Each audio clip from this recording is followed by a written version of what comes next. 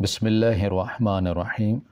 السلام علیکم۔ میرا شوہر باہر کے ملک کام کیا کرتا تھا اور وہ لوگ بہت امیر تھے، لیکن میری ساس پھر بھی دائی کا کام کیا کرتی اور پورے گاؤں والے بھی اسی کے پاس ڈلیوری کروانے آتے۔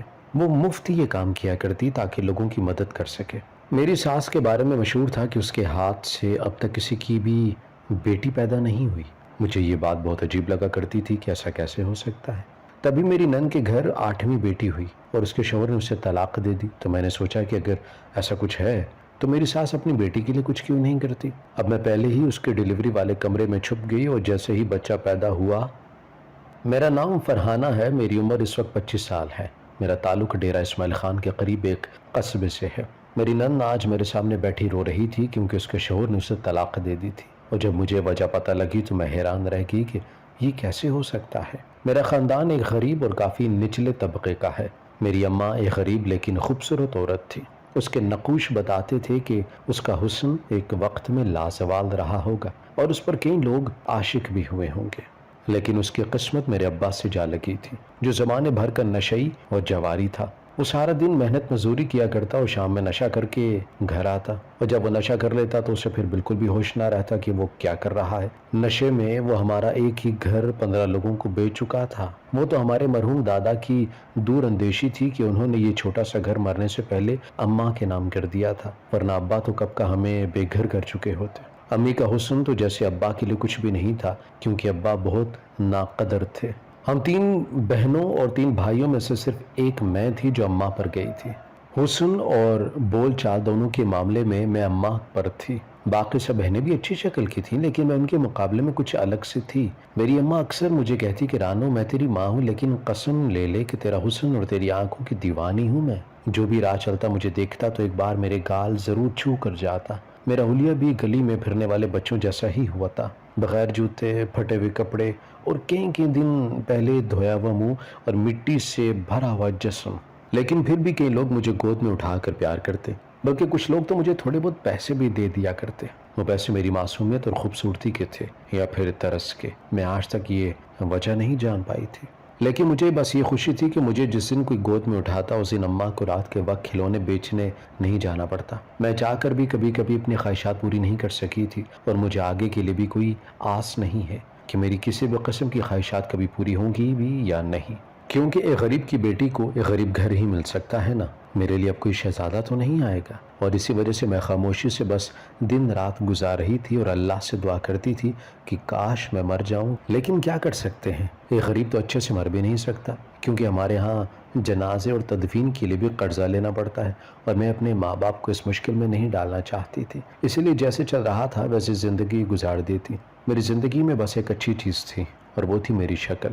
میں غریب ضرور تھی لیکن حد سے زیادہ حسین تھی۔ میری اماں مجھے چاند کا ٹکڑا کہا کرتی تھی، اور میں اس بات پر ہنس دیا کرتی تھی کہ لو بھلا، کسی غریب کی بیٹی بھی چاند کا ٹکڑا ہو سکتی ہے۔ لیکن اماں بھی بڑی بھولی تھی، میں نے اکثر اماں کو روتے ہوئے دیکھا تھا اور اس کے آنسوں میں بے بسی ہوتی تھی جو صاف نظر آیا کرتی تھی، مگر ہم بھی کیا کر سکتے تھے۔ اماں اکثر مجھے دیکھتی اور میری ایک نقش پر ہاتھ پھیرتی اور کہتی کہ بیٹا، کاش میں تمہیں دنیا کی ہر سہولت دے سکتی جو تمہارا حسن اور تمہاری خوبصورتی کے حساب سے تمہیں ملنا چاہیے تھا، لیکن میں ایک بدقسمت ماں ہوں جو اپنی اولاد کو کسی قسم کی خوشی نہ دے سکی۔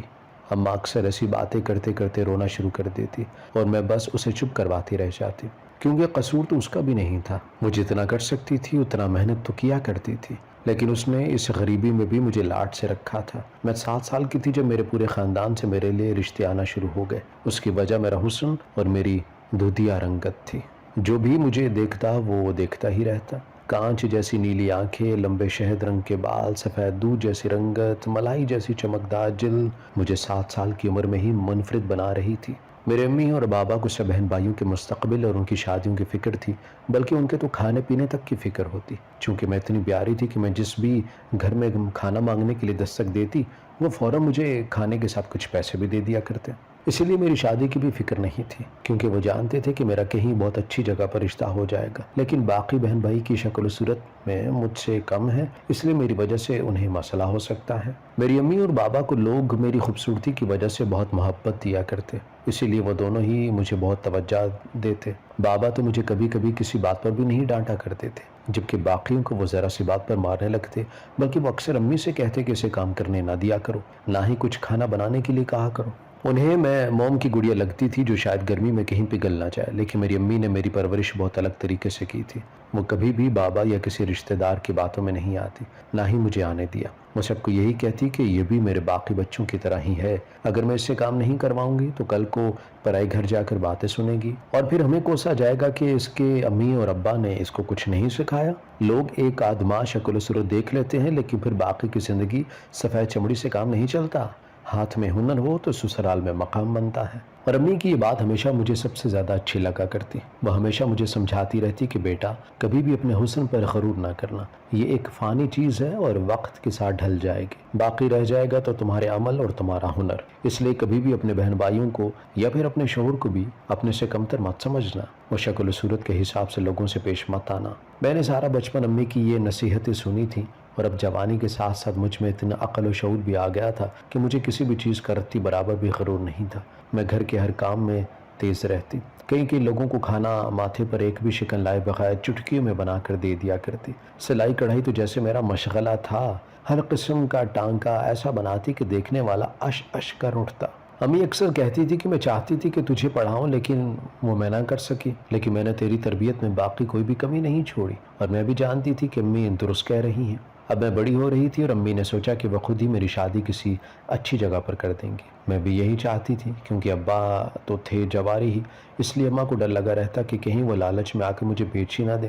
اس لیے اماں نے خود سے ہی میرے لیے رشتے ڈھونڈنا شروع کر دیا۔ ہماری ہی برادری کے کئی لوگ میرے لیے ہاتھ پھیلائے کھڑے تھے، لیکن اماں بہت جانچ پڑتال کر کے میرے لیے کوئی اچھا لڑکا ڈھونڈنا چاہتی تھی، اور پھر کافی وقت بعد انہیں وہ مل ہی گیا جس کی وہ تلاش میں تھی۔ میرے لیے گاؤں کے ایک اچھے گھر سے رشتہ آیا۔ میرا ہونے والا شوہر باہر کے ملک سے پڑھائی کر رہا تھا، اور سسر بھی بہت بڑا زمیندار تھا، لیکن عجیب بات یہ تھی کہ میری ساس دائی تھی۔ میں نے امی سے بھی کہا کہ اگر وہ لوگ اتنے امیر ہیں تو پھر میری ساس یہ کام کیوں کرتی ہے، لیکن میری امی نے کہا کہ بیٹا وہ ایک خدا ترس عورت ہے، اس لیے وہ لوگوں کی مدد کرتی ہے، وہ کسی سے بھی ڈیلیوری کے پیسے تو نہیں لیتی، اور اچھی بات ہے کہ وہ دائی ہے، اب دیکھو وہ اتنی تجربہ کار ہے کہ تمہارے لیے کوئی مسئلہ بھی نہیں ہوگا۔ آخری بات سن کر میں شرما گئی اور اپنے کمرے میں آ گئی۔ اب میں بھی اپنی شادی کے دن گن رہی تھی۔ میری ساس میرے شوہر کی تصویر بھی دیکھ گئی تھی، اور جب میں نے تصویر دیکھی تو میں خوشی سے باغ باغ ہو گئی تھی، کیونکہ جیسا میں نے سوچا تھا احسن اس سے بھی کئی گنا اچھا اور حسین تھا۔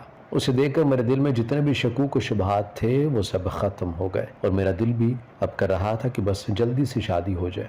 اب میں دن رات اپنے شوہر کی خواب دیکھا کرتی۔ میری اماں جہیز کے لیے جو بھی کپڑے بناتی تھیں، میں وہ جب بھی پہن کر دیکھتی تو اپنے آپ کو خیالوں میں احسن کے ساتھ کھڑا محسوس کرتی، اور دل ہی دل میں سوچتی تھی کہ نہ جانے احسن بھی میرے بارے میں ایسا ہی سوچ رہے ہوں گے، یا پھر انہیں ہماری شادی کا ایسی شدت سے انتظار ہوگا بھی یا نہیں۔ مجھے بس ایک بات کا یہ ڈر تھا کہ احسن باہر پڑھ کر آئے تھے، اور باہر پڑھ کر آنے والے مردوں کے بارے میں میری کزنز مجھے آج کل بہت زیادہ باتیں سنا رہی تھی۔ کسی کو کوئی بھی واقعہ ایسا نظر آتا تو وہ میرے پاس لے آتی۔ مجھے سمجھ آ رہا تھا کہ وہ یہ سب کیوں کر رہی تھی، کیونکہ اس وقت وہ شدید جلن کا شکار تھی، اور انہیں سمجھ نہیں آ رہا تھا کہ اپنی بھڑاس کیسے نکالیں، کیونکہ بچپن ہی سے وہ سب مجھ سے جلتی تھی، اور مجھے احسن مل رہے تھے، اس لیے وہ میرا دل اس کی طرف سے کھٹا کرنا چاہ رہی تھی۔ لیکن میں کسی کے سامنے بھی یہ ظاہر نہیں کر رہی تھی کہ مجھے کوئی فرق پڑ رہا ہے یا پھر میرے دل میں کچھ آ رہا ہے، کیونکہ اگر میں کسی کو کوئی جواب دیتی تو اس کا مطلب انہیں ان کے مشن میں کامیاب کرنا تھا۔ اسی لیے میں سب کو یہی کہہ رہی تھی کہ اگر وہ رضامند نہ ہوتا تو مانتا ہی کیوں، آخر باہر رہ رہا ہے، ماں کو کہہ دیتا۔ لیکن یہ سب باتیں میں بس اوپر اوپر سے کہہ رہی تھی، اندر اندر سے تو مجھے بھی ڈر لگ رہا تھا کہ اگر وہ کسی اور کو پسند کرتا ہوا تو میں کیا کروں گی۔ بس یہی بات مجھے پریشان کیے جا رہی تھی، اور میں کسی سے اس بات کا ذکر بھی نہیں کر رہی تھی، کیونکہ میری اماں پرانے خیالات کی عورت تھی، انہیں ان سب باتوں سے کوئی فرق نہیں پڑتا تھا۔ ان کے لیے یہ بات اہم تھی کہ میں اتنے بڑے خاندان کی پہلی اور بڑی بہو بننے جا رہی ہوں، اور میرا شوہر بھی باہر کے ملک رہتا ہے۔ ہمارا خاندان ایک ایسا خاندان تھا جہاں کے لوگ دوسرے شہر بھی جاتے تو ان کے لیے وہ دبئی یا لندن ہو جایا کرتا، اور پھر میرا شوہر 7 سمندر پار رہتا تھا۔ میں تو بس اپنی ماں کی خوشی دیکھ کر چپ ہو گئی تھی اور اپنے خدشوں کو اپنے دل میں چھپا لیا، اور پھر شادی کا دن بے قریب آ گیا۔ سب کو جلتے دیکھ کر میرے دل کو بھی مزہ آیا تھا، اور پھر جب میرا لہنگا آیا تو جیسے مجھے لگا میرے خواب سچ ہو رہے تھے۔ میں بہت خوش تھی، کئی بار وہ لہنگا لگا کر اپنے ساتھ دیکھا۔ جب بارات آئی تو اس کی آن بان شان دیکھ کر سب نے انگلیاں اپنے دانتوں میں دبا لی، اور پھر میں سب کی نگاہوں کے گھیرے میں یہاں سے رخصت ہو گئی۔ بارات جس گاؤں سے گزرتی وہاں ہمارا شاندار استقبال کیا جاتا۔ ہر طرف جیسے اعلان ہو رہا تھا کہ چودھری کے بڑے بیٹے کی بارات آئی ہے۔ ہر کوئی پھول لیے استقبال میں کھڑا تھا، اور پھر اسی شور شرابے کے ساتھ میں رخصت ہو کر سسرال آ گئی۔ یہاں سب بہت اچھے تھے اور ہر کوئی بہت پیار کرتا۔ احسن بھی جیسا میں نے سوچا تھا اس کے بالکل ہی متضاد تھا۔ وہ بہت شریف النفس اور دھیمے مزاج کے تھے۔ ڈانٹنا یا مارنا تو دور کی بات، وہ تو اونچی آواز میں بات تک نہیں کرتے تھے۔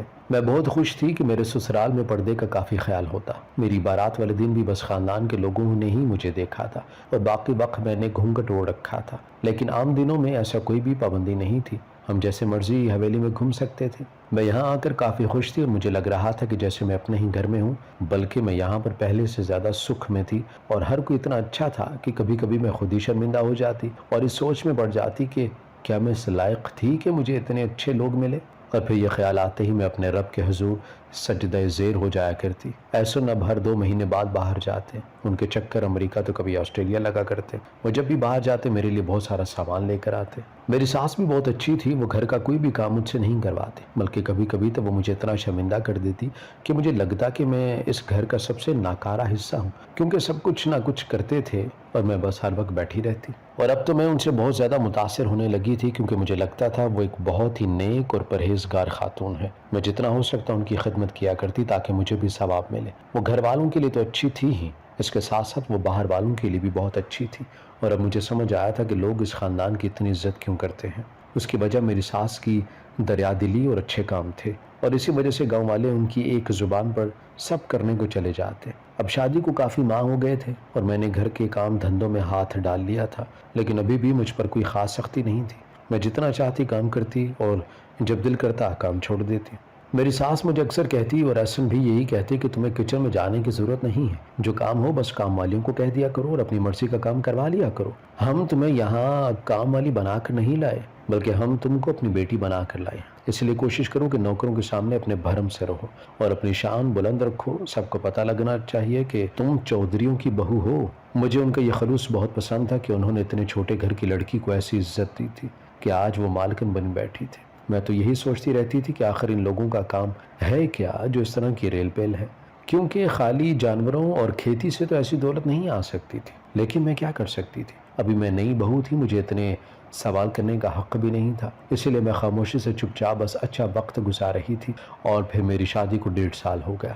میں اب تک خالی گود لیے اچھے وقتوں کا انتظار کر رہی تھی۔ اس گھر میں رہتے رہتے میں نے ایک بات دیکھی تھی کہ میری ساس لوگوں کی خود مفت میں ڈیلیوری کیا کرتی اور ان سے کوئی بھی فیس نہیں لیتی، لیکن نہ جانے اگلے دن کیسے ہمارے دروازے پر کوئی لاکھوں روپے رکھ جاتا۔ مجھے بڑی حیرت ہوتی کیونکہ اکثر تو میری ساس غریب لوگوں کے ہی کام آتی، لیکن نہ جانے یہ کیسے ہو رہا تھا۔ مجھے تو کبھی یہ سب جادو لگتا تھا کہ کیسے اتنے سارے پیسے ہماری دہلیز پر آ جاتے ہیں۔ مجھے لگتا کہ میری ساس کوئی عمل کرتی ہے جس کی وجہ سے ایسا ہوتا ہے، اور کبھی مجھے لگتا کہ میری ساس کی نیکیوں کا صلہ ہے، کیونکہ میری ساس اتنے لوگوں کی کام آتی تھی اور بغیر کسی معاوضے کے لوگوں کی خدمت کرتی، اسی لیے مجھے لگتا تھا کہ فرشتے اللہ کی طرف سے آ کر ایسا کر جاتے ہیں اور غیبی مدد کرتے ہیں۔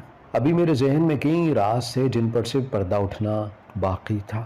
میں نے سوچ لیا تھا کہ بس اچھا وقت آ جائے اور میں 2-3 بچوں کی ماں بن جاؤں، تب جا کر اس بھید کو کھولوں گی، کیونکہ مجھے اس دن کا واقعہ بھی یاد تھا جب میں نے احسن کے سامنے ساس پر شک ظاہر کیا تھا۔ میں نے احسن سے کہا تھا کہ دیکھیں مجھے آپ پر اور اماں پر بھروسہ ہے، لیکن میرے ذہن میں بس کچھ سوال امڑ رہے ہیں اور مجھے ان کے جواب چاہیے۔ احسن نے مجھے اجازت دے دی اور پھر میں نے ہمت کر کے پوچھ ہی لیا کہ آخر اس بند کمرے میں ایسا کیا ہوتا ہے جس راز سے میں آج تک واقف نہیں ہوں، کیونکہ مجھے نہیں لگتا کہ سب ٹھیک ہے۔ اگر امی غریب لوگوں کی ڈیلیوری کرتی ہیں تو اتنے سارے پیسے آخر کہاں سے آتے ہیں، اور مجھے اب تک یہ بات ہضم نہیں ہو رہی۔ جیسے ہی میں نے یہ بات کہی احسن شدید غصے میں آ گئے اور انہوں نے پاس پڑا گلاس زور سے زمین پر پھینک دیا اور کہا کہ کیا تمہیں شرم نہیں آتی جو میری فرشتہ صرف ماں پر الزام لگاتی ہو؟ تم خود جس خاندان سے ہو تم لوگوں کو تو علم بھی نہیں ہے کہ ایثار اور دریا دلی کیا ہوتی ہے۔ جو میری ماں کو تم نے دیکھا کہ سب انہیں اتنا پسند کرتے ہیں تو تم میری ماں سے جلنے لگی ہو۔ یاد رکھنا اگر آئندہ تم نے امی کی نیت پر کوئی سوال اٹھایا تو میں تمہیں ایک بھی لمحے کی مزید مہلت نہیں دوں گا اور فارغ کر دوں گا۔ جو عورت میری ماں کی عزت نہیں کر سکتی اسے اعلیٰ مقام نہیں دے سکتا میں تو احسن کے اس رویے پر حیران ہی رہ گئی تھی، کہاں وہ تو مجھ سے اونچا بھی نہیں بولا کرتے تھے اور اب کیسے بات کر رہے تھے۔ اور اب جب میری اولاد نہیں ہو رہی تھی تو میں سمجھ نہیں پا رہی تھی کہ کیا کروں۔ اور پھر کچھ دن پہلے ایک اور چیز ہوئی، میری نند کو اس کے خامد نے طلاق دے دی۔ میں اس سوچ میں پڑ گئی کہ آخر ایسی کیا وجہ ہوئی کہ میری ساس اپنی بیٹی کے لیے کچھ نہیں کر سکی، کیونکہ میری نند کی 8 بیٹیاں تھیں اور بیٹا نہ ہونے کی وجہ سے اس کے شوہر نے اسے طلاق دے دی۔ میرے دل میں کئی سوالات تھے کہ آخر میری ساس نے اپنی بیٹی کے لیے کچھ کیوں نہیں کیا، اور پھر ان سوالوں کے جواب ڈھونڈنے کے لیے میں نے فیصلہ کیا تھا اب میں اپنی مرضی کروں گی۔ اب کی دفعہ جب ایک عورت آئی، وہ درد کی شدت سے چیخ رہی تھی۔ میری ساس اسے اپنے کمرے میں لے گئی جہاں وہ لوگوں کی ڈیلیوری کیا کرتی۔ میں ان سے پہلے جا کر میز کے نیچے چھپ گئی، اور پھر جب میری ساس اندر آئی تو اس عورت کا بچہ ہوا تو مجھے ساری حقیقت پتہ چل گئی، اور میں نے اپنی ساس کے سامنے جانے کا فیصلہ کیا۔ اور جب وہ اس عورت جو بچی دے کر مڑنے لگی تو میں باہر نکل گئی۔ مجھے دیکھ کر ان کے حواس سے غائب ہو گئے، اور پھر انہوں نے جلدی سے اس عورت کو بھیج دیا اور مجھے کہا کہ تم نے کیا دیکھا ہے؟ میں مسکرا دی اور ان سے کہا تھا مجھے سچ پتہ چل گیا ہے، اب آپ کے اعتراف کی باری ہے۔ اور تب میری ساس نے بتایا کہ وہ لوگوں کے بچے بیچ دیا کرتی تھی، اور جب لوگوں کے گھر بیٹی پیدا ہوتی تھی وہ کسی اور بے اولاد جوڑے کو دے دیا کرتی اور اس کے بدلے غریب لوگ اپنی زمین بیچ دیا کرتے۔ اسی وجہ سے وہ لاکھوں روپے دہلیز پر پڑے ملتے۔ میں اپنی بیٹی کے لیے کچھ نہیں کر سکی کیونکہ میں اسے کسی اور کا ناجائز خون نہیں دینا چاہتی، کیونکہ میں صرف ناجائز بچے ہی بیچتی ہوں۔ اور تو اور میری ساس نے یہ بھی بتا دیا کہ احسن ان کے بیٹے نہیں ہیں۔ میں یہ سب سن کر کمرے سے باہر نکل گئی اور پولیس کو بلا لیا، اور ایسے مجھے تھپڑ مارنے آگے بڑھا کہ تم ماں پر الزام لگا رہی ہو۔ اس سے پہلے ہی میں نے انہیں ثبوت دکھا دیا، اور تب ساس کو سزا ہو گئی تھی، اور آج میری گود میں میرے 3 بچے ہیں۔ مجھے ان کے جانے کے بعد پتہ لگا تھا کہ مجھے وہ ایسی دوائی دیا کرتی تھی کہ میں حاملہ نہ ہو جاؤں، کیونکہ اگر بیٹی ہو جاتی تو ان کی بہت بدنامی ہوتی۔ آج میں اور احسن اپنے بچوں کے ساتھ بہت خوش ہیں، اور ہم نے ایک ایسا ادارہ بنایا ہے جہاں ایسے لاوارث بچوں کی تربیت اور تعلیم ہو سکے۔ ہماری ویڈیو اگر آپ کو پسند آئی ہے تو ضرور لائک کیجیے، اپنی رائے دینا چاہیں تو کمنٹس کیجیے، اچھی لگے تو شیئر کیجیے۔ اس کے ساتھ ساتھ اگر آپ نے ہمارا چینل سبسکرائب نہیں کیا تو ضرور کیجیے، اور بیل آئیکن پر لازمی کلک کیجیے تاکہ ہماری ہر آنے والی ویڈیو آپ تک بر وقت پہنچ سکے۔